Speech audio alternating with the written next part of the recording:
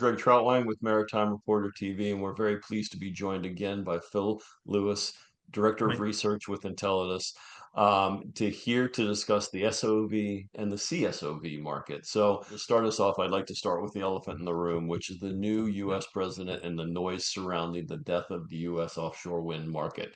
Can we start with the 50,000-foot view? What do you see happening in the market, and where today do you see opportunity?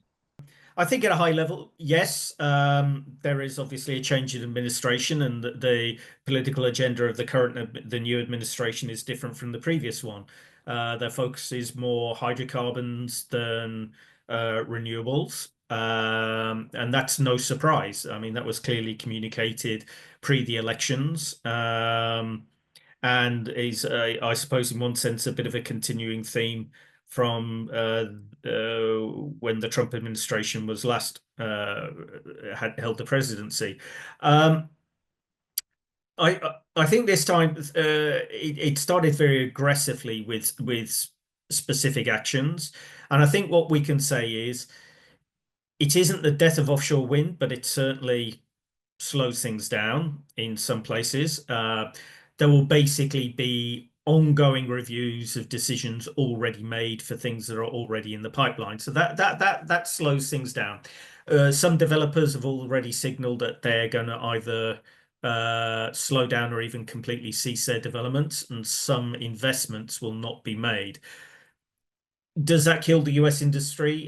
In our mind, no, because so much of the product comes in from overseas, which again is probably an unpopular thing to say in the US market, but that's the sheer reality of it, that it depends very much on the developed European supply chains because they have the volumes and the US market doesn't have the volumes. We'd already been forecasting quite a significant move to the right in our forecast for the US. As an individual market, it had the potential and still has the potential to be a big market.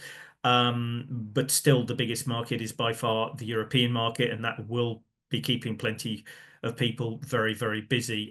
So let's go from 50,000 feet and let's start targeting specifically. You recently wrote for Offshore Engineer that there has been much interest, obviously, in the SOV and the CSOV segment in recent years. Mm, So when you look specifically at this SOV mm. CSOV segment, what are you seeing now?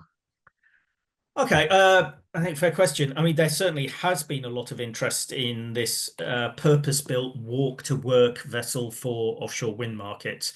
I think first thing I'd establish is SOV, CSOVs aren't for everyone.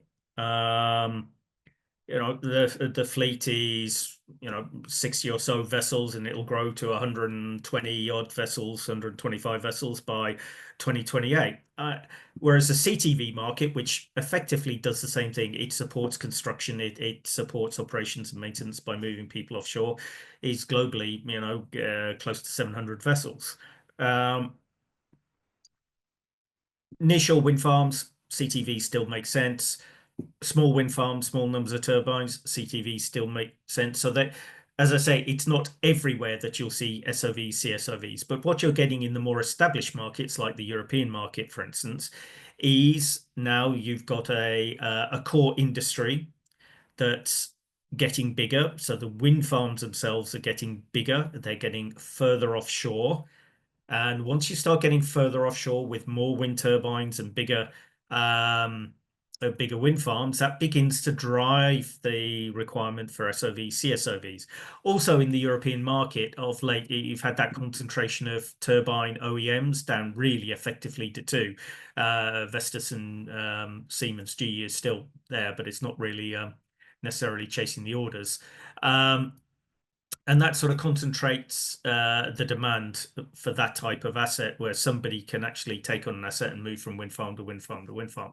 So there's been a lot of interest in it. And what that's led to is a lot of speculative buying. The SOVs tend to be built against a long-term charter. So generally, you would say supply and demand are fairly in balance because when one's needed, it's tendered, it's awarded, and it's built for that need. A CSOV is generally not built against a long-term demand. It's generally built for the construction and commissioning work, which are generally much smaller programs, where the vessel goes to one program, does it, and then moves on to the next program and the next program, recycles itself. That's a bit more risky in one sense, but if there's a shortage of vessels, it's where the better day rates are. So the assumption by a lot of investors is that there will be good day rates and a shortage of vessels. So a lot of people have made that same decision at the same time. So consequently, what you get is, whereas SOVs were more numerous than CSOVs, even up until the middle of last year, CSOVs are now going to overtake and significantly overtake SOVs as supply hits the market. Now, they were relatively what you would call a term as sold out last year, but by the end of the year, we were already seeing some cracks in the demand. And when there are cracks in demand, people start chasing demand, and that pushes day rates down as people chase utilization. We expect with this strong growth in offshore of CSOV, SOV supply from now till about 2029, that there will be an oversupply of vessels. What that means is rates will be lower. There are a certain amount of days per year that are used in the oil and gas industry. It has been fairly flat for the last 3 or 4 years for these purpose-built offshore wind vessels. We do expect to see that grow, but we don't expect to see it grow enough to absorb all the extra supply. So it is going to be a challenging time for the market. We're not saying the market has no opportunity. Demand is definitely there and demand is growing. It's just in the short term that we're going to be a little out of balance with just, well, too much supply in the short term. When we talk about the offshore wind market and we talk about the offshore Mm. wind supply or the vessels to power that market, inevitably talk turns to the traditional energy markets, the traditional offshore oil and gas. When what are you seeing? How is that interplay working today? And I guess most importantly, going forward, what are the financials for this SOV and CSOV segment? With the oil and gas market, if we look to the original vessels that came into offshore wind uh, to create the walk to work platforms, these were really oil and gas subsea vessels with a motion compensated gangway, generally a rental gangway at the time. Some vessels got upgraded with a permanent gangway, becoming tier 2 vessels, but most of them had these temporary gangways. But that meant they could come into the offshore wind space when needed, but then into the oil and gas space when needed.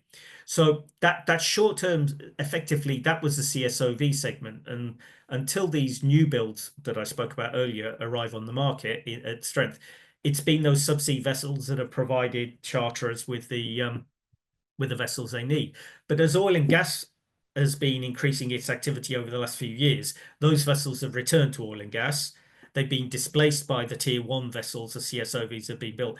And equally, we're seeing tier 1 CSOV vessels go into the oil and gas market, where a charterer for a O&M campaign or a decommissioning campaign doesn't want a 200-man barge or a 300-man barge, but just a vessel with a good DP plot, good gangway that can accommodate 90 to 100 technicians. And that's where we've seen the CSOVs go in the European market and actually into the Brazilian offshore oil and gas market and now the Australian offshore oil and gas market. So these are new developments. But generally, I would say that probably you'll find that a lot of these CSOVs are maybe too small for some of the requirements for oil and gas.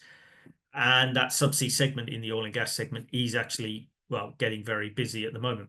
What we are seeing because of the busyness in the oil and gas segment is quite a bit of investment of late announced new buildings. We're well over 10 now being announced for subsea vessels with big cranes, 250-ton cranes and above. Now, what's quite interesting is quite a lot of them have been called energy construction vessels or something similar, something with that general term of energy. Now, the cynics amongst us would say a lot of that is to do with basically identifying a vessel that has the flexibility for renewables and therefore can attract financing from a bank that is worried about being exposed to oil and gas or a financial institution. yet that vessel may not do any renewables business, but it is called an energy construction vessel and it is suitable to be upgraded. And this is a word, they are usually ready, like dual fuel ready, motion compensated gangway ready. It means that the naval architecture is done, the foundations are there, but the equipment isn't put in place. And that's sort of powering that market. So some of it would be, I would say, the interlinkage is more to do with financing your vessel rather than the absolute use. But there will be some crossovers, and we will see both subsea vessels playing in the offshore wind market and tier one CSOVs playing in the offshore oil and gas market. Now, you asked about the financials, and with the financials, it's quite interesting. This is a new segment. So because it's a new segment, people are putting quite a lot of their capital into new buildings, and they're borrowing money to finance the new buildings. So their balance sheets obviously have quite a bit of debt that needs repaying generally with these companies. And I would say you can see a difference with the companies that focus on SOVs versus CSOVs. Companies with SOVs generally will be getting better utilization but lower day rates. The CSOVs have enjoyed the tightness of market of late. But effectively, there is weakness throughout the balance sheets and the cash flows of quite a lot of the companies. Within the report we've just completed, we did an analysis of quite a lot of the major owners of these vessels and investors in these vessels. And we've concluded that we think there's likely to be some good M&A opportunity, company purchase and sale opportunity coming up in the future, rather than maybe specific vessel sales and purchase activity. So that's probably one thing to watch over the coming years. But more details can certainly be found in the report we've just finished, which does do quite an in-depth analysis of those financials.